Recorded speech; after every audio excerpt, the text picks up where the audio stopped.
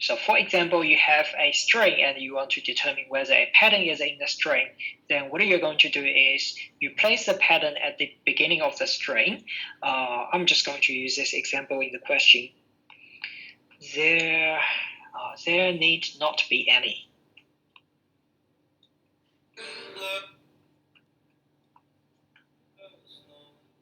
And the pattern here is needle, Needle.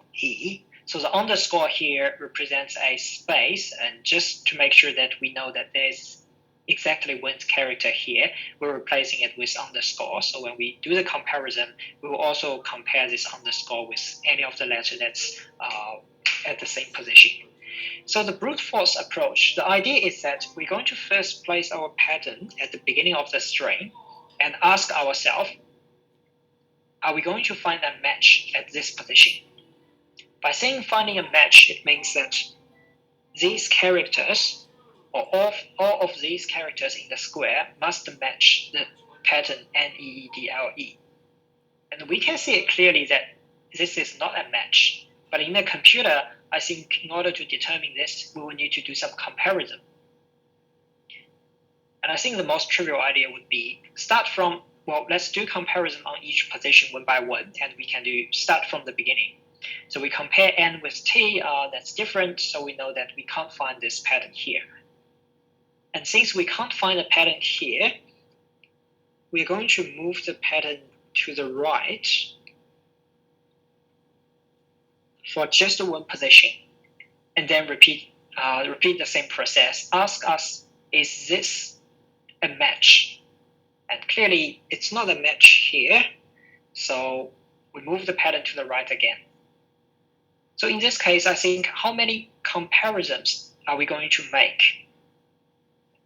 When we place the pattern needle at the very beginning of the searching string, we're going to make just one comparison.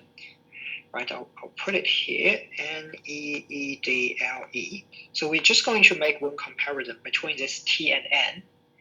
After finding that it's a mismatch, we'll move the pattern one position to the right. And in this case, again, we're going to make one comparison that would be between H and N. And of course, H and N, it gives us another mismatch. So we need to move the pattern and then perform the comparison again. So H and N and Needle. Then we have the pattern moved to the right. And I think, again, we would need only one comparison because comparing E with N, we find a mismatch. So no more comparisons, and we're just going to move the pattern again. So by repeating this process over and over again, we will end up with a scenario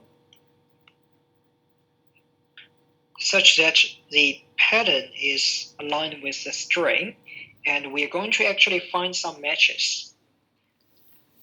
In this case, we'll have N compared with N is a match. Then we compare E with E, E with E, D with D, and then underscore with the L. That's a mismatch. So when we placed our pattern here, we're going to actually do 5 comparisons before we can claim that this is not a match and we should move the pattern again. I think it makes sense. In this case, we can't say, let's make just one comparison finding out that it's a mismatch.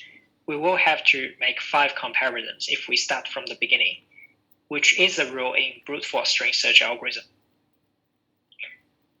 And after finding a mismatch, in this case, that's the underscore with L, we're going to move the pattern again.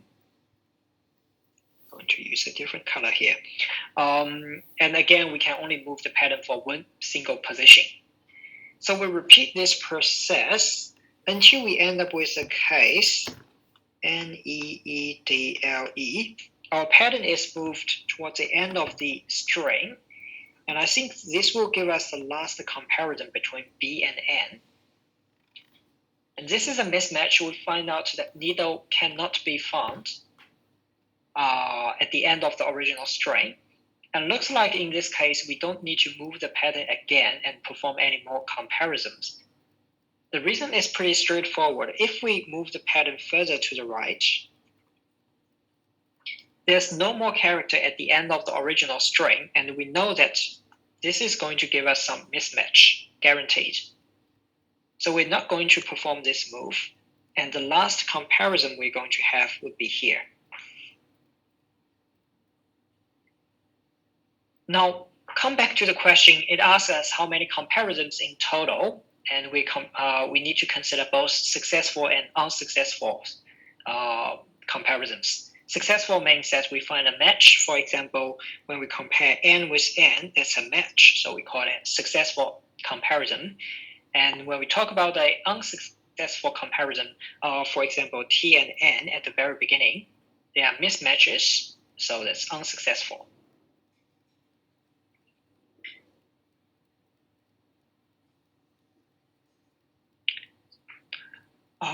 We don't have too much time, so I'll just share you the solution, which is 21. When we place the pattern at the very beginning, that's one comparison, and after moving the pattern once, we're going to have one more comparison, and then one more comparison here. And when we have the pattern moved here, as I just demonstrated, we're going to have 5 comparisons. And another case is when we have N, E, E, D, L, E moved here, we're also going to have 2 comparisons. And for other possible placements of the pattern, we're going to have only one comparison performed on that location. And if we add all these values up together, I think you should get 21 as a final answer.